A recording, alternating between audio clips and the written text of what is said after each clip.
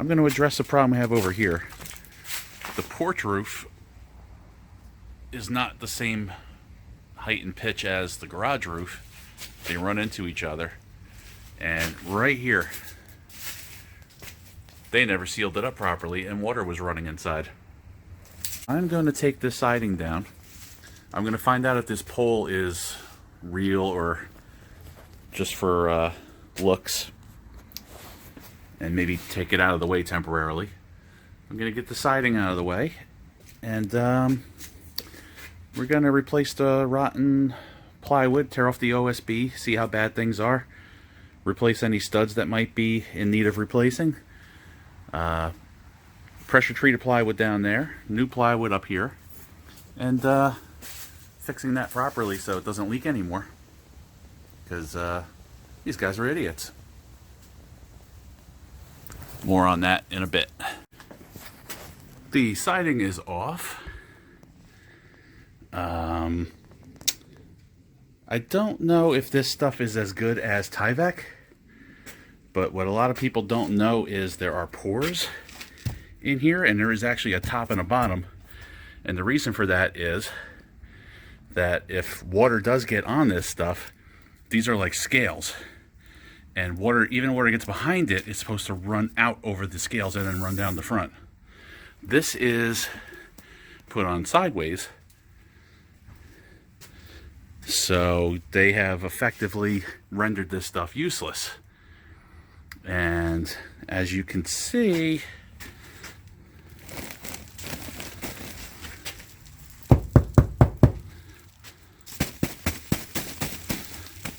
it didn't do its job. So not only did they funnel water into the house by doing the roof improperly, I'm sure we'll find a mess up there when I get that siding down, but they put this on sideways and it didn't do its job. And oh boy, I'm scared to death of the mess I'm about to find. The phrase can of worms comes to mind. Wish me luck, everybody.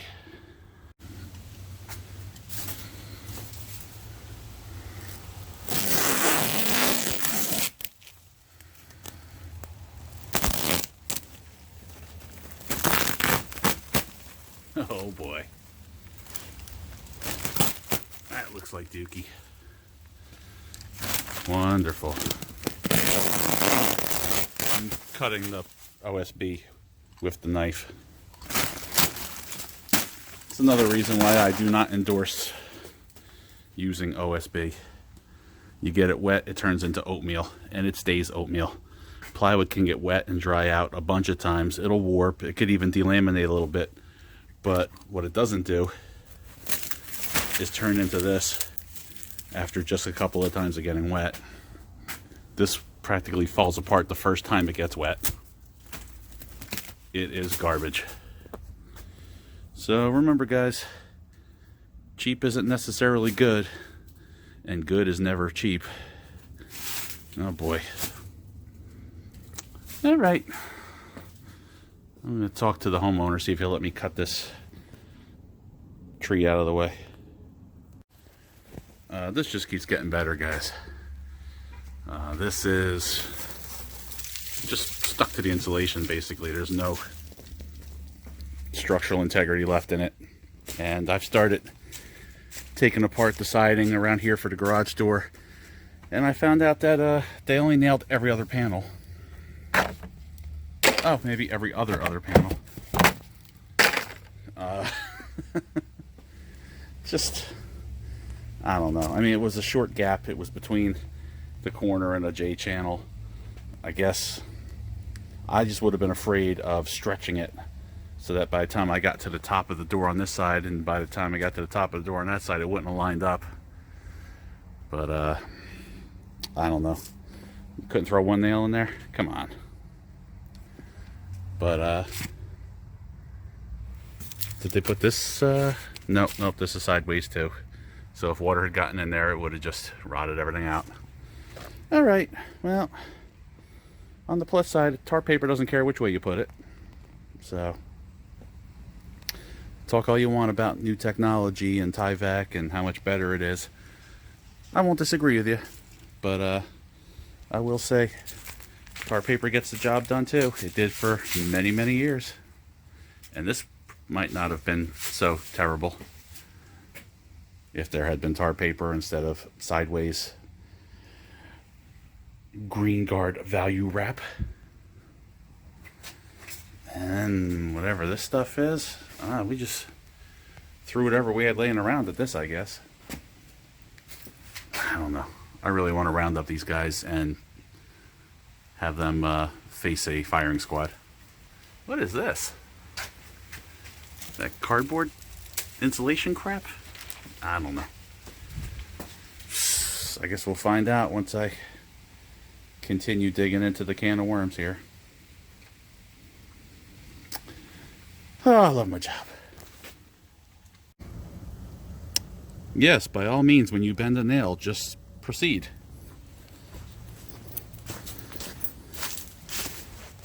You really couldn't pull that out and put another one in? Well, after a bunch of suffering and turmoil, I got the green light to get rid of this tree.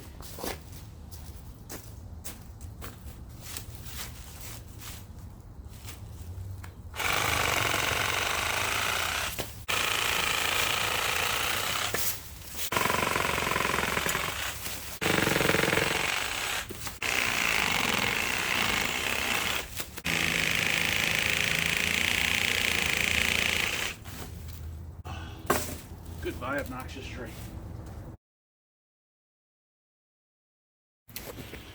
Sorry, the neighbors came out. I didn't think they'd appreciate being recorded. So I'm going to zip off these nails. Get rid of this OSB. I guess I could trim it right now with the sawzall. That'll work out nice. Looks like it's solid up to here. And then we build a new wall with a pressure treated sill. I'll have the polystyrene insulation under the ledger, under the sill. And it'll certainly be better than what we had so far. I'm going to check this top plate for rot too. It looks good, but I won't know for sure until I can poke and prod at it and get a better look at it. Down this polystyrene under the plate. Replace the plate. Replace 2 of these 3 studs that go under this beam. Okay, I've got the sill replaced. I got my insulation down, which I'm going to have to trim. I salvaged the hurricane strap, which isn't really doing anything, but it saved it. Nailed it here, nailed it there. But of course, as I put the studs in and nailed the studs to it on the top and nail them into this other post, and it's gonna sturdy it right up. I guess the hurricane strap was necessary when this was a garage door, but I put down a foundation with 3 anchor bolts, so it's not going anywhere. All right, let's get these 2 more studs cut to make this post up, and then I'll be able to take this post out of the way whenever I'm ready. Then 2 studs out here, redo the electric, and done.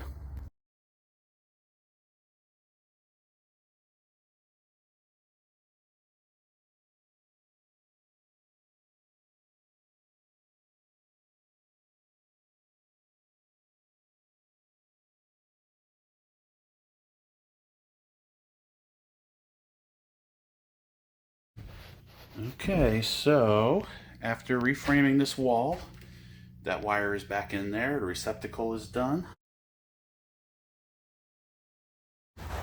Alrighty, boys and girls, today we're going to have a lesson on fundamental roofing.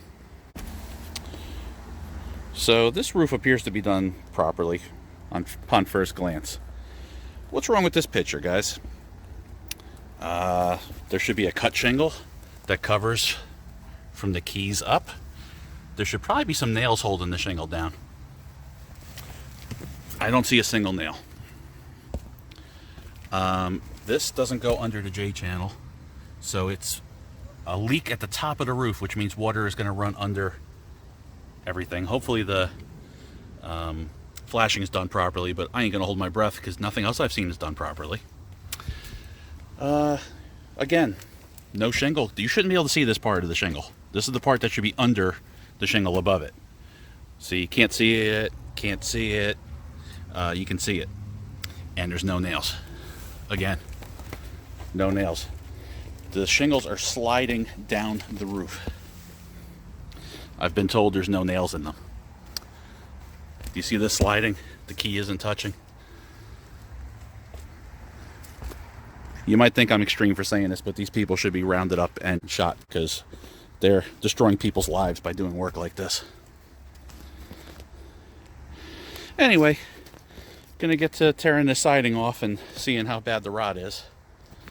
Wish me luck. This place is a prime example of the can of worms. I'm finding shingles that aren't nailed down, flashing that isn't nailed down, flashing that has slid down so that the water can leak between the pieces. Big, huge gaps. I'm really afraid of what I'm gonna find here. Unbelievable. Again, the Tyvek is on sideways, so it doesn't do its job.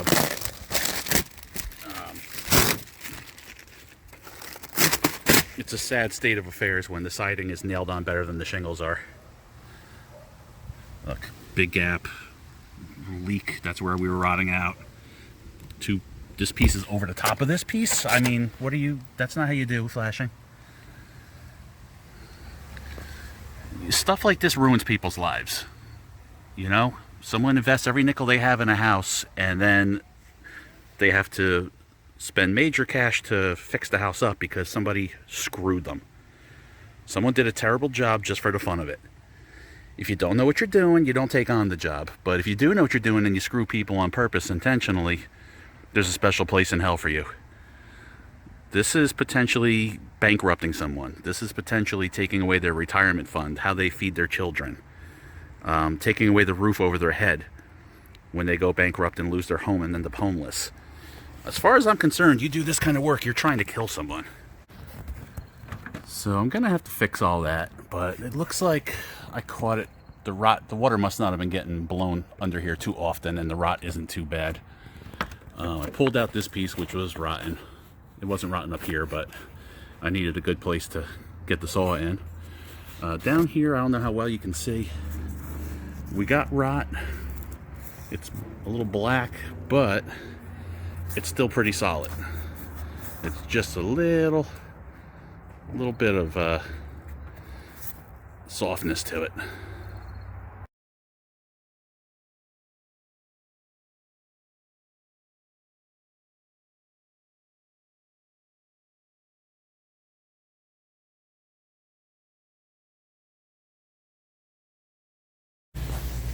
So let me explain some stuff. I am not what you would call a tech guru.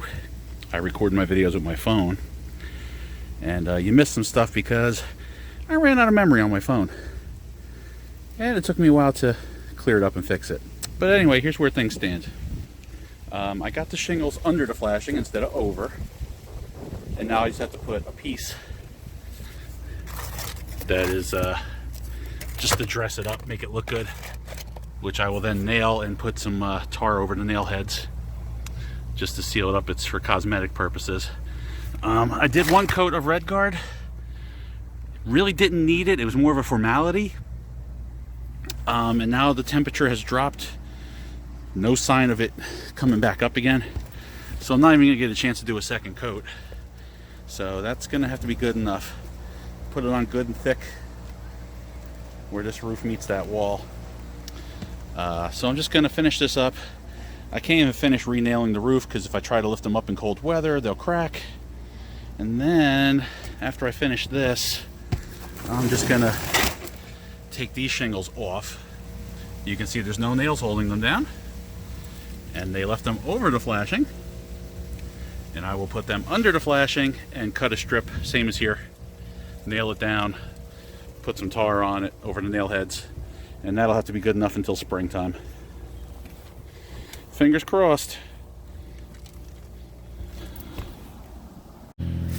Okay guys, this is it.